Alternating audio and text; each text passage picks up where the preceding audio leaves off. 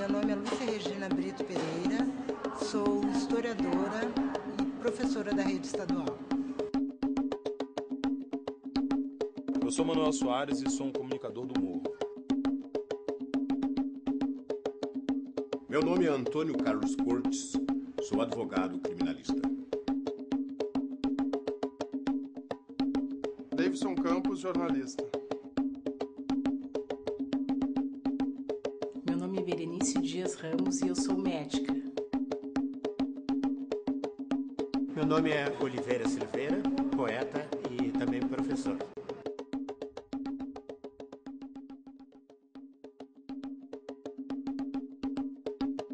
Meu nome é Tatiana, estou trabalhando faz uma semana, depois de 3 meses desempregada. Meu nome é Jocá, estou desempregada há mais de 4 anos. Meu nome é Jaqueline Rodrigues Sena, estou desempregada. Meu nome é Juliana Rodrigues Oliveira, estou desempregada.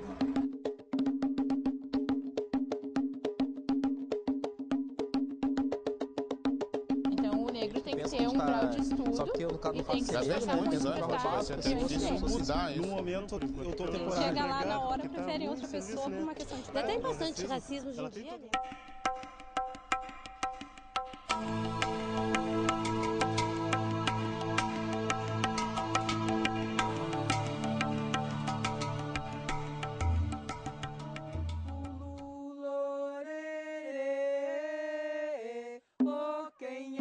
Para Palmares veio o negro, que não gemia nos açoites. Pelo mato escuro veio o negro, que se escondeu na própria noite. Pela selva fechada veio o negro, para quem o palmar foi clareira. No rastro, uns dos outros vieram negros, cães acuados farejando o cheiro. E negro, roubado a esmo, do cativeiro para a liberdade, do Senhor para si mesmo.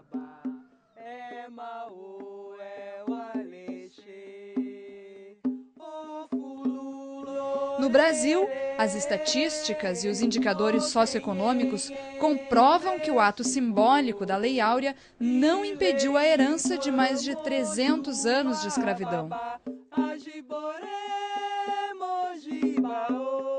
Na verdade, se sabe, através de fontes e pesquisas que têm se feito, que a escravidão ela existiu mesmo em áreas coloniais, como no sul do Brasil. Era uma prática comum, né, em todos os recantos do país. E o escravo, então, era a principal mão de obra do trabalho, seja nas fazendas, seja nos meios urbanos, também atividades que necessitavam de mão de obra, o negro sempre esteve presente. Não tinha confiança na gente, aquilo tudo. A gente, às vezes, não dava as coisas assim que a gente necessitava, assim. Não almoçava na mesa com eles, almoçava na cozinha. Depois que eles almoçavam, faziam comida, às vezes alguma coisa eles... melhores ficavam para eles, davam só o que eles queriam, separavam as coisas assim, margarina, essas coisas. Ia ficando mais velho, eles botavam pra gente. Daí o mais melhor ficava para eles, quando mais fresquinho para eles. Quando ele estava velho, botava na cozinha, eles levavam vocês. Separavam no frigideiro. E assim era a vida. Neste país multirracial, os negros ainda não exercem plenamente sua cidadania. O analfabetismo entre os negros chega a 21,6%. Entre os não negros, 8,4%. Apenas 2% de estudantes que se formam em cursos superiores são negros. Logo após a abolição, né, da escravidão, não houve um amparo por parte do governo, vamos dizer assim, né, que possibilitasse a essas populações negras um desenvolvimento realmente econômico, né, mesmo na questão da educação. Para eles isso era alguma coisa barrada, ou seja, não era permitido a educação para os negros, já durante o período da escravidão, e no pós-abolição isso também vai acontecer. A maioria dessa população acaba abandonando nos primeiros anos de formação, digamos assim, e não consegue então ter um acesso completo, né? Até a quinta série. Até o primeiro grau. Até a quinta só. Até a sexta. Só fui até a quarta série por causa que daí tinha que sair, tinha que trabalhar, né? Pra ajudar em casa. E daí o pai era assim, que daí quando a gente já criava certas idades, assim, a gente já empregava a gente nas casas, assim, foi trabalhando, fazendo servicinho, coisa e outra pra gente aprendendo, né? Aí foi onde que daí não deu mais pra estudar. Se não estudar, ele estava estudando até hoje. Eu fui para a escola como bolsista, eu estudei numa escola particular que ficava na região onde eu morava, eu era um dos únicos estudantes negros dessa escola, eu e um primo éramos os únicos, para ser mais preciso. Então, de alguma maneira, eu tive que viver nesse ambiente de determinada maneira hostil, porque os outros estudantes todos eram estudantes, crianças brancas, crianças ricas, né, e que de alguma maneira reproduziam aquela aura, digamos assim, discriminatória que a sociedade toda mantém. Meus 2 irmãos, Egídio, Elias e eu, estudavam no Colégio Nossa Senhora das Dores, um colégio particular. Mas, entretanto, nós todos detínhamos bolsa de estudo. Sendo que, por legislação da época, uma família não poderia comportar 3 bolsas. Então, 2 tinham bolsas. E um terceiro tinha uma bolsa dada pela escola. Dada pela escola, entre aspas. Tendo em vista que nós chegávamos mais cedo, 1 hora mais cedo, no Colégio Nossa Senhora das Dores e varríamos as salas de aula do primário. Eu e meus irmãos, para que esse terceiro irmão pudesse estudar. Na realidade, nós pagávamos o nosso estudo. Eu pude estudar toda a vida em colégio público, fiz uma universidade federal sem problema para minha família, né, do ponto de vista econômico, e talvez a minha grande vantagem é que eu sempre gostei muito de estudar. Para mim, estudar nunca foi um problema. Eu morava no campo, numa comunidade familiar, que era uma comunidade negra, espécie dessas comunidades remanescentes de quilombo. Só mais tarde é que eu fui me dar conta disso. Eu estudei lá mesmo, num colégio que ficava, uma escolinha rural, que era improvisada num quarto ligado ao galpão da nossa casa. A professora morava lá e a gente estudava naquela escolinha, onde eu terminei, na época se dizia, o ensino primário. Como é a trajetória da vida de grande parte das mulheres negras do país, a minha tia me colocou na casa de uma senhora, desde que eu estudasse. Eu fui, então, morar, entre aspas, com essa senhora e estudar. A troca era essa, né? Então, para eu continuar estudando, aí eu trabalhava, limpava a casa, fazia aquelas coisas. Diziam que eu era da família, mas na realidade eu era para os serviços da casa. Eu nunca gostei de escola. Eu nunca tive afinidade com estudo, escola e tal. E com isso eu fui desenvolvendo outras potencialidades. E aí foi que eu comecei a trabalhar a minha observação do mundo. Eu tinha muita coisa para falar, mas não conseguia botar para fora. Até que eu comecei a aprender a falar, a perder a gagueira e falar normalmente. E aí eu descobri que a única coisa que eu sabia fazer era falar. Eu questionava tudo. Eu questionava por que o chão era marrom. E minha mãe encheu o saco. Ela falou, vem cá, moleque, tu é repórter? Tu quer saber tudo. Até que eu cheguei à conclusão que eu tinha que ganhar dinheiro falando. E essa minha forma diferente de olhar o mundo, ela começou a ficar mais acentuada e mais, sabe, e mais triste quando eu comecei a olhar as comunidades pelas quais eu passava.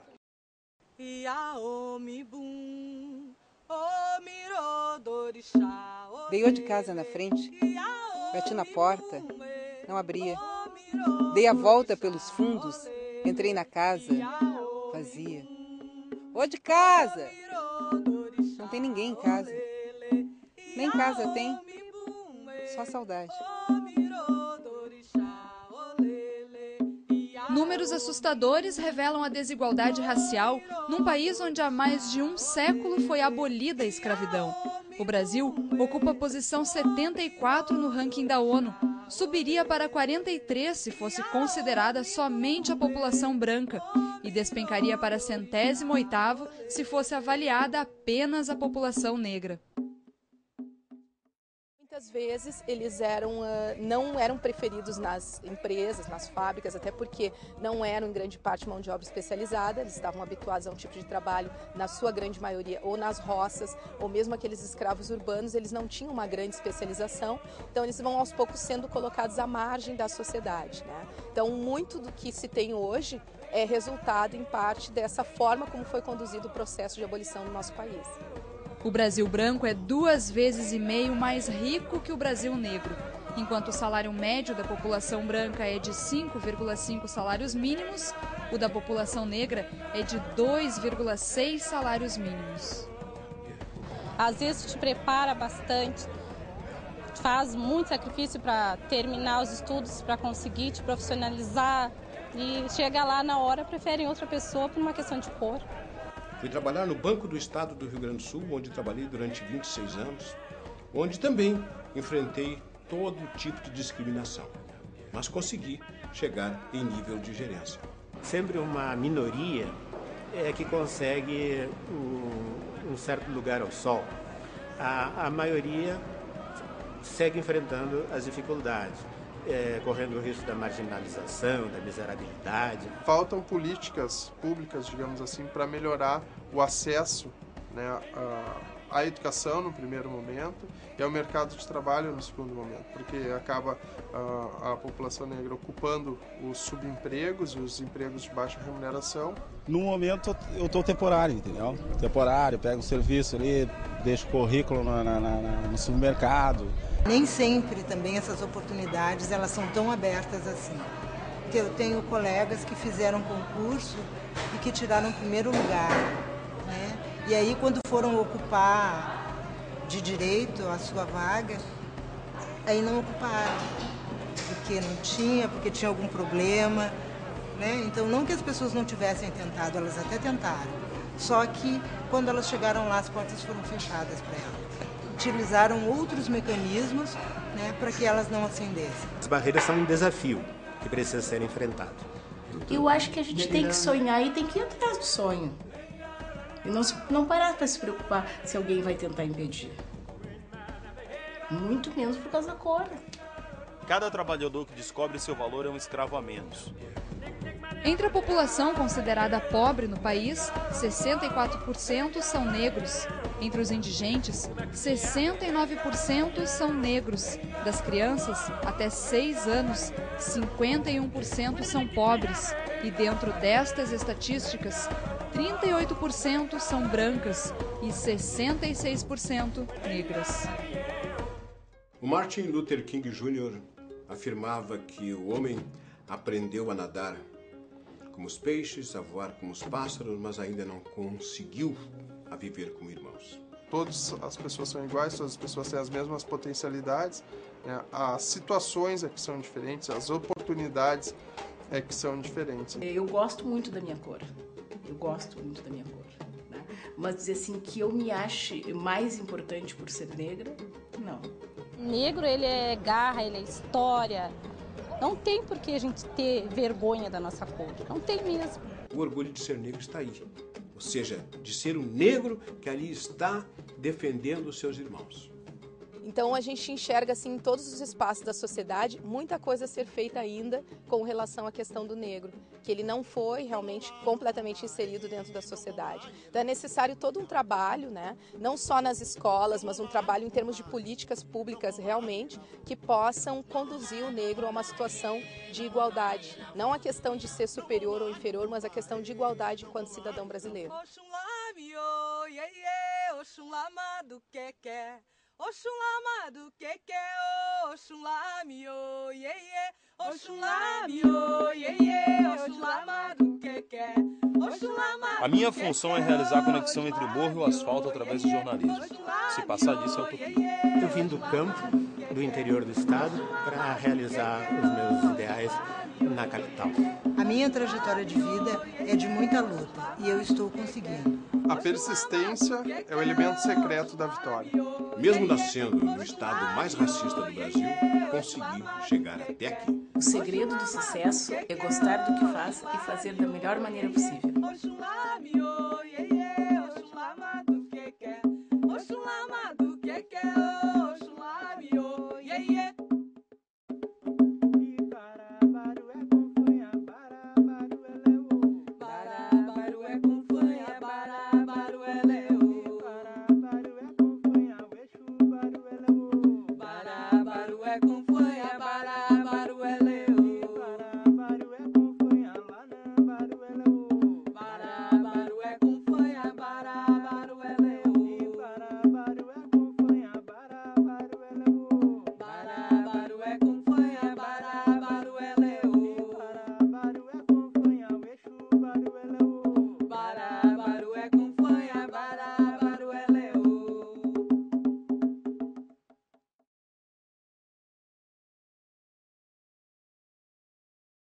documentário que acabamos de assistir traz reflexos da desigualdade étnico-social no Brasil. Ele foi produzido há 7 anos, mas o Nação vai mostrar que de lá para cá quase nada mudou. O racismo e a herança cultural de mais de 300 anos de escravidão ainda se traduzem em violência, falta de oportunidades, subemprego e dificuldade de acesso à educação para a população negra aqui no Rio Grande do Sul. População negra essa que é a mais afetada pelo desemprego na região metropolitana de Porto Alegre. Segundo pesquisa divulgada recentemente pela Fundação de Economia e Estatística, a diferença entre brancos e negros empregados chega a 4,3%. E as mulheres negras são as mais afetadas pela falta de oportunidades. O conjunto de desaceleração econômica, de crescimento, leva a uma dificuldade maior da inserção do número de ocupados, né? E, particularmente para a população negra, a gente identifica uma dificuldade maior de inserção. Inclusive aqueles característicos da inserção da mão de obra negra, que são a construção civil e os serviços domésticos. Que a gente também identifica para a população negra uma dificuldade da inserção dessa população negra no que se refere à sua condição, o seu preparo, seja na questão, a sua dificuldade na questão de escolaridade, principalmente, e de qualificação.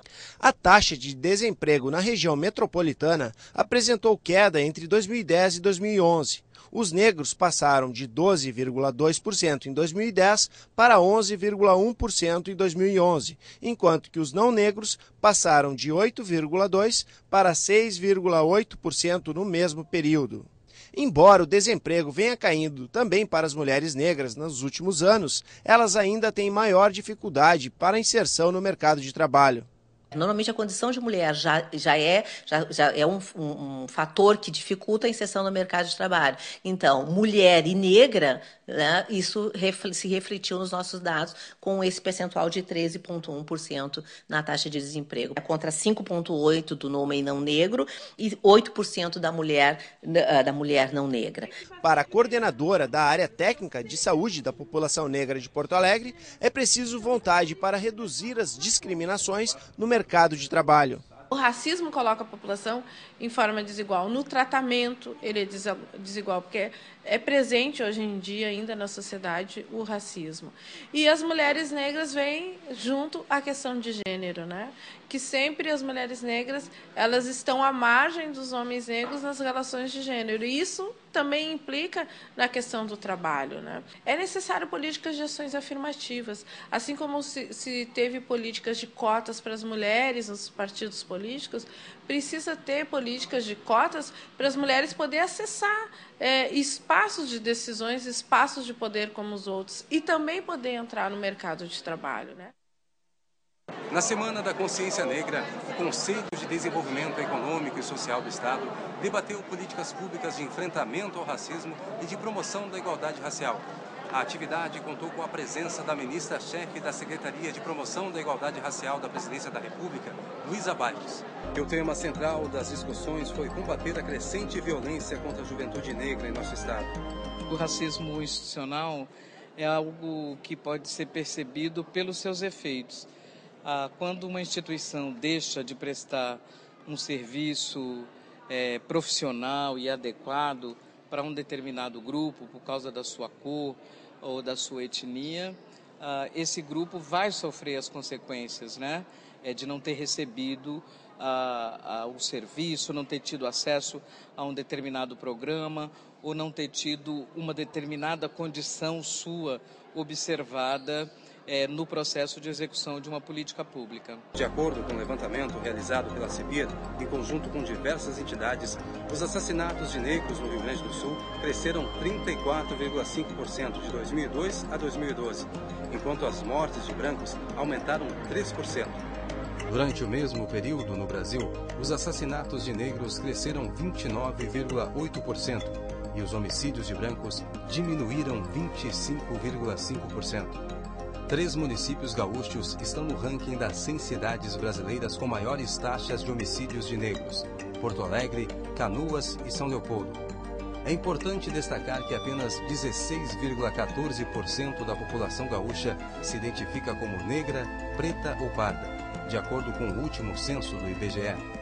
Foi fruto da nossa luta o fato de o quesito raça-cor ter retornado para o censo demográfico do IBGE, porque isso tinha sido eliminado pela ditadura militar.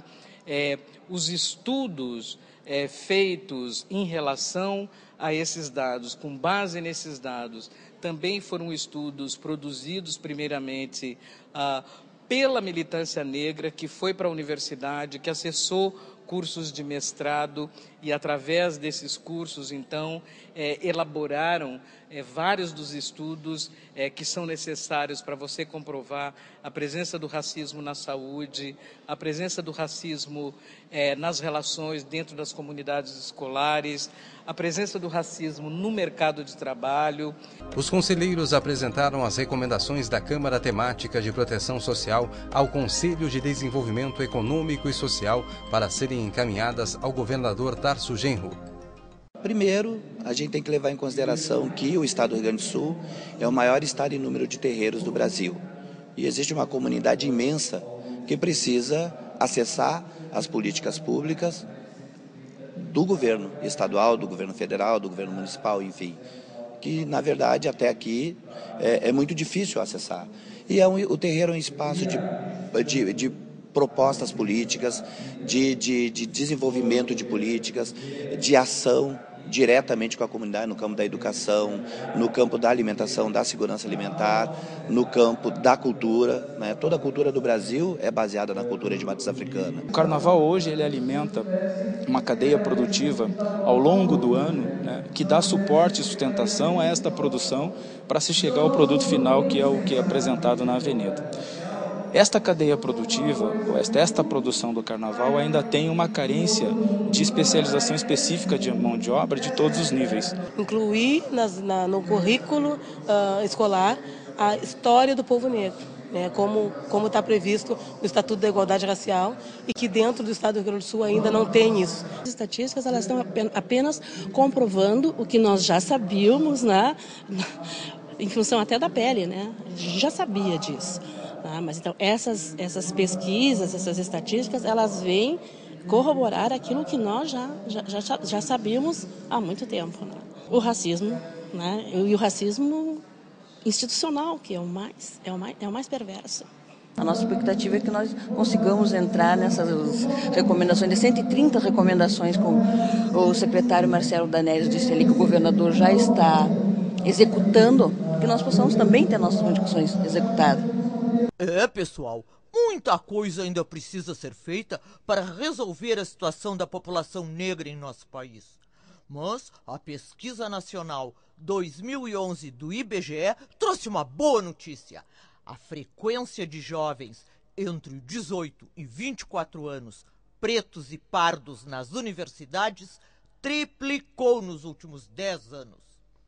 A proporção de jovens estudantes de 18 a 24 anos que cursavam o ensino superior cresceu de 27% em 2001 para 51,3% em 2011.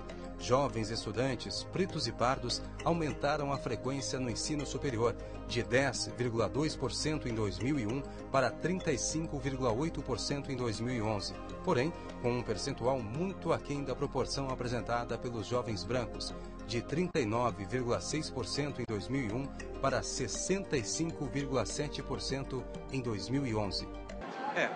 Ainda há muito o que se lutar contra o racismo e pela igualdade racial. Por hoje vamos